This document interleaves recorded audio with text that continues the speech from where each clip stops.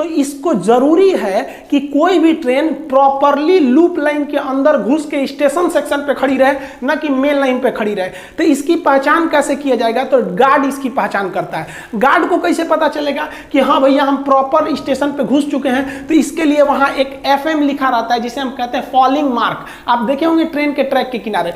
तो जो गार्ड का डिब्बा है वो इस FM के अंदर रहना चाहिए। अगर इस FM के बाहर है तो समझिए वो ससुरा लूप सेक्शन पे नहीं है, वो मेन लाइन पे है। कोई ना आगे पीछे आके इनको थूर के चल जाएगा।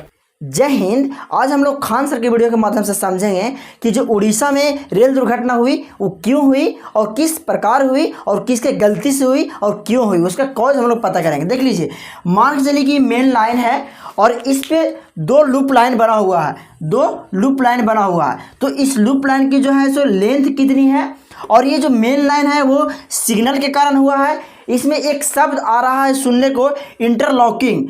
तो जो इंटरलॉक शब्द आ रहा है वो क्या, कैसे काम होता है इंटरलॉक पर, और इसका किसका गलती है? लोको पायलट का गलती है या फिर जो सिग्नल दे रहा था सिग्नलिंग का इसमें फॉल्ट है? किसका फॉल्ट है और क्यों फॉल्ट है? कि लोको पायलट यहाँ से गलती कर दिया है, या कोई सिग्नल दे रहा है उसको गलती कर दिया है, या फिर ये जो लूप लाइन पर मालगाड़ी खड़ी थी और यहाँ मालगाड़ी यहाँ पर क्रॉस कर रही थी यहाँ पर, और जो मेन लाइन पर जो ट्रेन आ रही थी वो इसका जो आधा हिस्सा था, मतलब कि मालगाड़ी का जो आधा हिस्सा था वो मेन लाइन क्रॉस कर रही थी, और इधर से जो आती है ट्रेन और यहाँ पर आपस में टकराव हो जाती है, और फिर एक और आती है यहाँ पर ट्रेन जो लूप लाइन पर एक और आ रही थी और फिर यहाँ जाकर टकरा जाती है।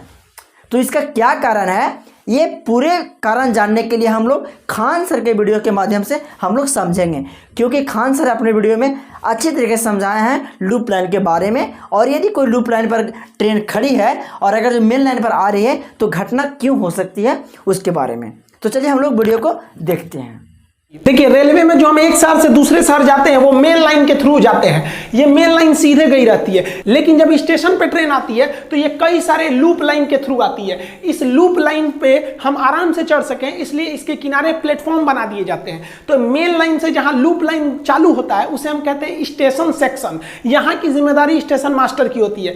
इसके बाहर जब मेन लाइन चला जाता है उसे कहते हैं ब्लॉक सेक्शन। उसके ट्रेन किधर गई ये स्टेशन मास्टर को नहीं पता है, ये कंट्रोलर को पता होता है। कंट्रोलर ट्रेन को ले आता है ब्लॉक सेक्शन से मेन लाइन के थ्रू और यहां पर स्टेशन मास्टर को हैंडओवर कर देता है कि तुम अपने हिसाब से प्लेटफॉर्म देखो कौन सा लूप लाइन खाली है और वहां ट्रेन को ले लो। तब स्टेशन मास्टर पॉइंट मशीन द्वारा इसके ट्रैक को चेंज करता है, कैसे पटरी चेंज करता है उसे अपने प्लेटफॉर्म पर लेता है। देखिए, यहां लूप लाइन में एक खतरा हो सकता है। मान लिया कि ये मेन लाइन है, इस मेन लाइन से कोई ट्रेन आई है और इधर लूप लाइन में गई और ये जो इसका ड्राइवर है ये पहले ही रोक दिया थोड़ा आगे अपने हिसाब से कि भैया हम रोक दिए, और ये ट्रेन लंबी होने की वजह से इसका पिछला हिस्सा अभी मेन लाइन पर ही है। अब आप बताइए, इसका पिछला हिस्सा मेन लाइन पर है और आगे से कोई ट्रेन आ रही है, स्टेशन मास्टर उसको कहा कि भाई तुम्हारा स्टॉपेज यहाँ नहीं है, तुम सुपर फास्ट हो, निकलो यहाँ से। तो ये यहाँ से आएगी या धड़ाक से इसके पिछला हिस्सा को मार के तोड़ के निकल जाएगी। तो इसको जरूरी है कि कोई भी ट्रेन प्रॉपरली लूप लाइन के अंदर घुस के स्टेशन सेक्शन पे खड़ी रहे,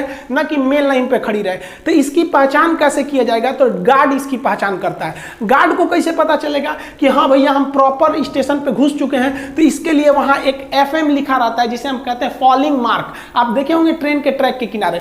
तो जो गार्ड का डिब्बा है वो इस FM के अंदर रहना चाहिए। अगर इस FM के बाहर है तो समझिए वो ससुरा लूप सेक्शन पे नहीं है, वो मेन लाइन पे है। कोई ना आगे पीछे आके इनको थूर के चल जाएगा। कभी कभी आप देखे होंगे कि ड्राइवर जो होता है ना ट्रेन का, वो पहले ही ब्रेक लगा देता है और गार्ड से कहता है चेक करिए तो क्या है। तो गार्ड देखता है FM किधर है, देखता है अरे ससुरा FM तो अभी अगवे है, कहता है आगे ले, अभी ठोक देगा कोनो पीछे से ले आके। तो ड्राइवर जो होता है ना फिर ट्रेन को थोड़ा दूर चला के रोक देता है। तो प्लेटफॉर्म के लोग घबरा जाते हैं, ये माई चला दिलो रे, अरे भाई वो अभी एडजस्ट कर रहा है। देखिए, डिब्बे का जो संख्या होता है ये डिपेंड करता है लूप लाइन कितना बड़ा है। जैसे यहाँ में ट्रैक बना दिए हैं, ये जो है ये आपका मेन लाइन है। मेन लाइन के बाद अब ट्रेन पे जो खड़ी होगी ये लूप लाइन पे खड़ी होगी। लूप लाइन पे ही बना रहता है प्लेटफॉर्म। जो लूप लाइन होता है इंडिया का वो 650 मीटर का होता है। यहाँ हम लिख दिए हैं लूप लाइन कहिए या प्लेटफॉर्म कहिए, वो 650 मीटर का होता है। यानी आपकी ट्रेन 650 मीटर से लंबी नहीं होनी चाहिए। अब यहाँ समझिए ट्रेन की संख्या कैसे डिसाइड करेंगे डिब्बों की की संख्या।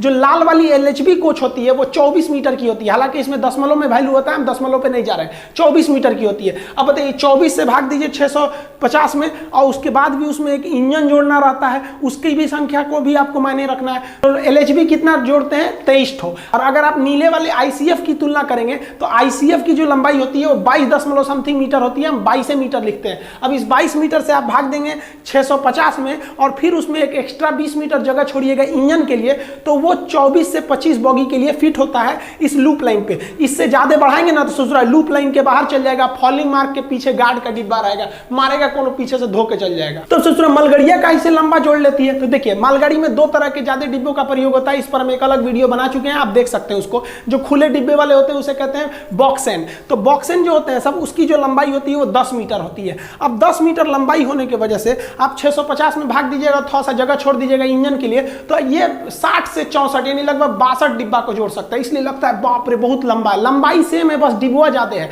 क्योंकि डिब्बा छोटा है। और ये कवर वाला देखेंगे BCN को, तो BCN की लंबाई थोड़ी ज्यादा होती है 15 मीटर। तो इसको भाग दीजिएगा आप 650 में, तो ये लगभग 42 तक में ये सूटेबल बैठता है, क्योंकि इंजन को भी रखना है। तो ये 42 डिब्बा जोड़ सकता है। तो देखिए मालगाड़ी लंबी नहीं होती